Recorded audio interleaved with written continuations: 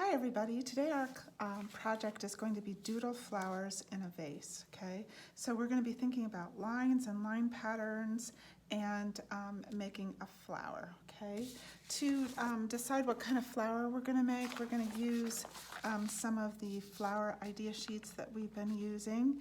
And then to start us off, we're going to be using the line patterns, okay? So the straight line, curved line, wavy line, a zigzag line, dotted or dashed line, spiral line, scalloped line, and that's the dashed line down there, okay? So each table is going to get a couple of sets of the flowers and a set of the lines so that you'll know, have an idea in your mind, okay? So the first step is going to be to decide what shape are you going to make your vase, okay?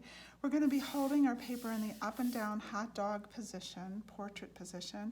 First job is name and class code, okay? And you're going to put your class code and then you're going to turn it over. About the bottom third, you want to be your vase, okay? I'm going to be using crayons so you can see what I'm drawing, okay? You're going to, of course, be starting with the pencil. Okay, so about the bottom of the third of the page, in this one I use kind of a generic shaped vase. This one is kind of more rectangular, and this one we wanted to give kind of a 3D feel to it a little bit, okay? You do what you would like. I'm going to start with a rectangle with just a little bit maybe of 3D feel to it, okay? And then you're going to want to think about a stem.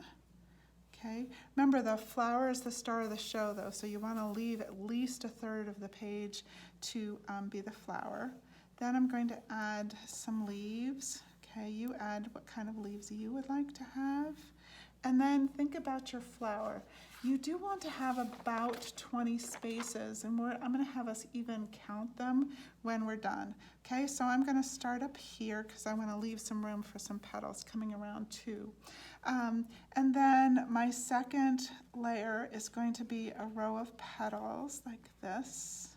Okay, then my next layer, because I want to make sure I have 20 shapes, is maybe a different shape of petals. Okay, like this. And then I'm going to want to start thinking about how many shapes do I actually have, okay? So I'm going to use my pencil now, and I'm going to actually count and maybe even put the numbers in there. I'm going to do it lightly so I can get rid of them easily later.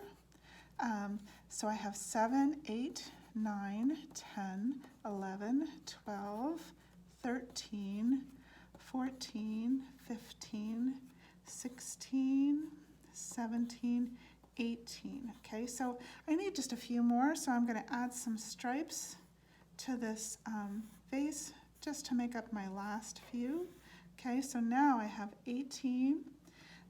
This could be 19. This could be 20, 21, 22, 23, and 24.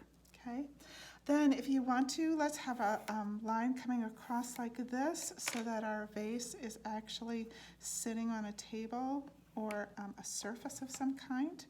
Okay, I'm going to add these in just so that I remember that these are my extra spaces. Okay, then I'm going to start filling each one of my spaces with a different kind of line.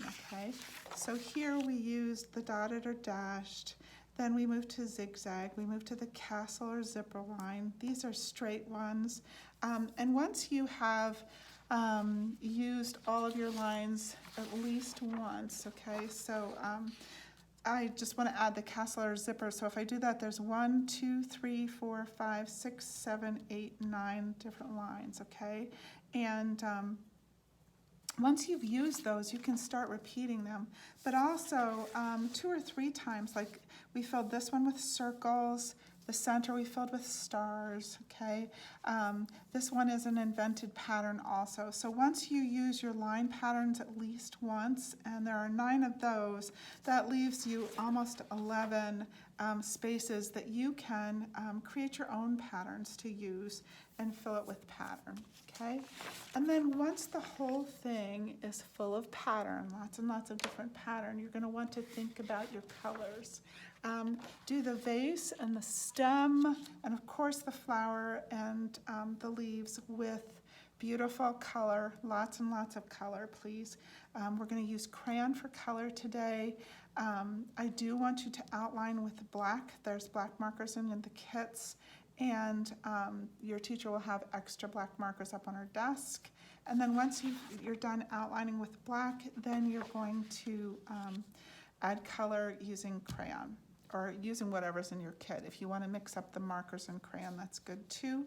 And then try to find a peeled crayon to use for the background, okay? If you don't have a peeled crayon in your kit, there will be blue and black up on the teacher desk to be able to use for that, okay? So please remember, be creative and have fun and use lots of color. Bye.